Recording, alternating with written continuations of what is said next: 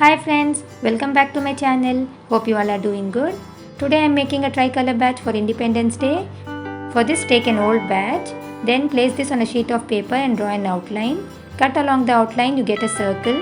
Now divide the circle into 3 equal parts and cut along the lines. Now take orange, white and green color foam sheet. Place the pieces and cut them. This is what you get. Now take the badge. Apply a strong glue over it and stick the pieces on top. I have also made a small chakra which I am going to stick in the middle. This is a very easy way of making a tricolor badge for Independence Day.